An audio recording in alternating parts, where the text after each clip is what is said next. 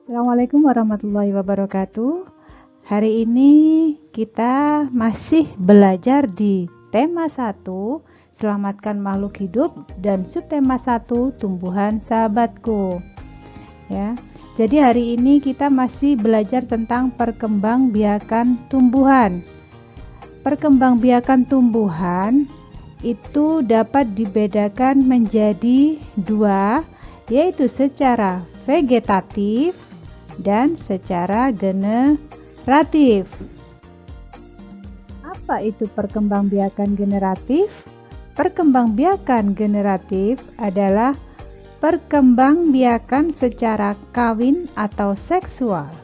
Artinya, terjadi pertemuan antara sel kelamin jantan dan sel kelamin betina. Perkembangbiakan generatif atau kawin dilakukan melalui proses penyerbukan dan pembuahan.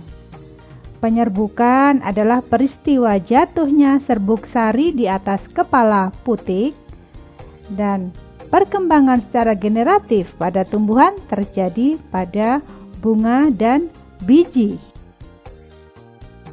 Di video sebelumnya kita sudah mempelajari mengenai bagian-bagian bunga.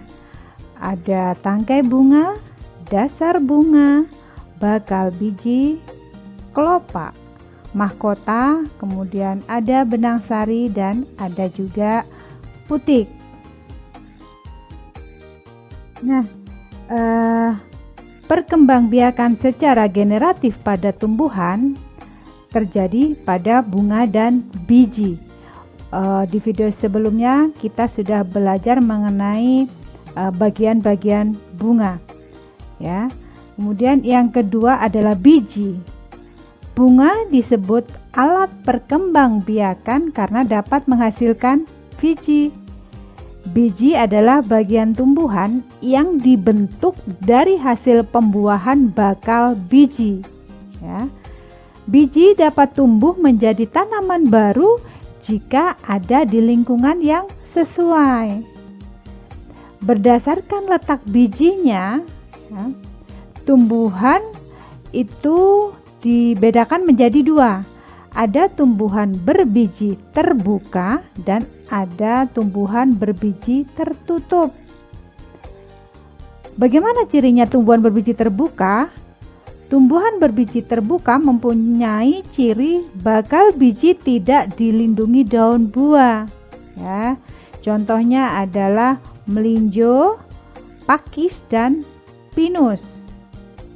Sedangkan untuk tumbuhan berbiji tertutup, cirinya adalah bakal bijinya dilindungi oleh daun buah. Ya, diingat-ingat. Kalau terbuka berarti bakal bijinya tidak dilindungi oleh daun buah. Sedangkan kalau tertutup itu bakal bijinya dilindungi oleh daun buah. Untuk tumbuhan berbiji tertutup ini dibedakan lagi menjadi dua, yaitu tumbuhan berkeping satu, ya ini yang Ustazah lingkari. Tumbuhan berkeping satu yaitu monokotil, dan tumbuhan berkeping dua yaitu dikotil. Tumbuhan berkeping satu adalah akarnya serabut dan tidak berkambium. Sedangkan berkeping dua itu berakar tunggang dan batangnya berkambium. Contohnya apa? Tumbuhan berkeping satu atau monokotil yang akarnya serabut dan tidak berkambium. Contohnya adalah jagung, tebu, padi, ya.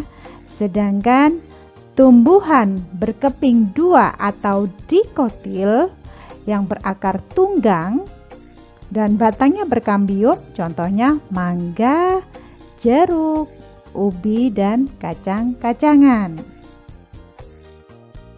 Nah, di depan tadi Ustazah katakan bahwa perkembangbiakan secara generatif atau kawin itu dilakukan melalui proses penyerbukan dan pembuahan. Apa sih proses penyerbukan itu? Penyerbukan bunga itu dapat terjadi karena dipengaruhi oleh beberapa faktor. Ya. Pernahkah kalian melihat kupu-kupu hinggap di atas bunga? Ternyata kaki kupu-kupu itu membawa serbuk sari. Jadi ketika kupu-kupu itu hinggap di bunga lain, serbuk sari yang dibawa kupu-kupu tersebut menempel pada putik bunga yang dihinggapi. Nah, hal itu bisa menyebabkan terjadinya penyerbukan. Kemudian, serbuk sari yang menempel di kepala putik tadi kemudian tumbuh membentuk bulu serbuk sari, ya. Di mana di dalam bulu serbuk sari terdapat 2 inti sel sperma atau inti generatif. Jadi bulu serbuk sari merupakan saluran bagi kedua inti sel sperma menuju bakal biji. Setelah mencapai bakal biji, kedua inti sel sperma akan membuahi kedua sel yang ada di dalam bakal biji. Nah, jadi setelah sel sperma tadi pada tumbuhan tadi mencapai bakal biji, maka kedua inti sel sperma tadi akan membuahi kedua sel yang ada dalam bakal biji. Salah satu sel sperma membuahi sel telur akan membentuk embrio atau calon tumbuhan baru, sedangkan sperma satunya akan membuahi inti kandung lembaga sekunder yang akan tumbuh menjadi endosperm. Endosperm ini adalah cadangan makanan bagi embrio. Nah, supaya kalian lebih jelas lagi, bisa kalian lihat dalam gambar ini yang Ustazah kasih gambar di atasnya, ya. Jadi kalian pahami baik-baik, ya. Nanti kalau ada pertanyaan atau ada yang tidak paham, silahkan tanya ke Ustazah, ya. Di sini sudah ada gambar dan keterangannya.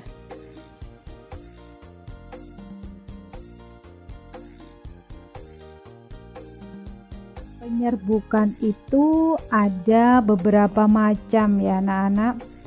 Jadi penyerbukan itu dapat terjadi dengan bantuan air yang disebut dengan hidrogami, yang biasa terjadi pada ganggang air. Kemudian penyerbukan yang terjadi dengan bantuan angin atau anemogami. Biasanya penyerbukan ini terjadi pada rumput-rumputan, jagung, dan padi, ya. Biasanya tumbuhan yang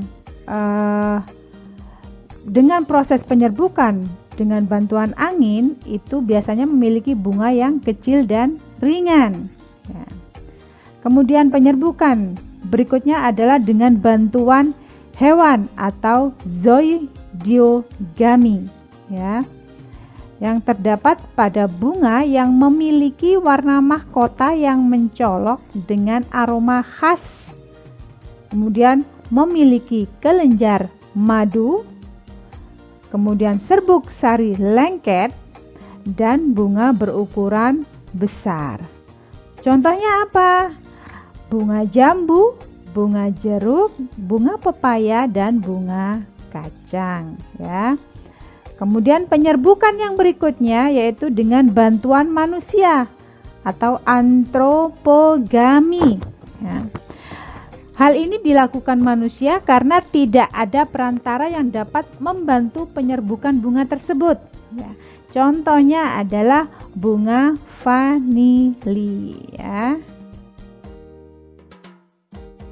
Perkembangbiakan generatif pada tumbuhan diawali dengan penyerbukan, ya, yaitu melekatnya atau jatuhnya serbuk sari ke kepala putik. Dan berdasarkan asal serbuk sari, penyerbukan itu dibedakan menjadi 4 macam. Apa saja, ya? Ada penyerbukan sendiri, yaitu serbuk sari jatuh ke kepala putik bunga itu sendiri, ya. Kalian lihat gambarnya ini, penyerbukan sendiri, ya. Kemudian yang kedua adalah penyerbukan tetangga, yaitu serbuk sari jatuh ke kepala putik bunga lain, tetapi kedua bunga itu masih satu pohon. Nah, ini kalian lihat gambarnya. Bunganya masih satu pohon, tetapi di sini ada dua bunga. Ya, ada dua bunga tetapi masih satu pohon. Ini penyerbukannya disebut penyerbukan tetangga. Kemudian yang ketiga adalah penyerbukan silang, ya, yaitu serbuk sari jatuh ke kepala putik bunga lain yang berbeda pohon tetapi masih satu jenis. Ya, nah ini di sini ada dua bunga, ya, ada dua bunga dan juga dia berbeda pohon tetapi masih satu jenis, ya. Jadi masih satu satu jenis tanamannya. Kalau tomat ya tomat saja, kalau lombok lombok saja, ya. Jadi satu jenis, ya. Beda pohon tapi satu jenis.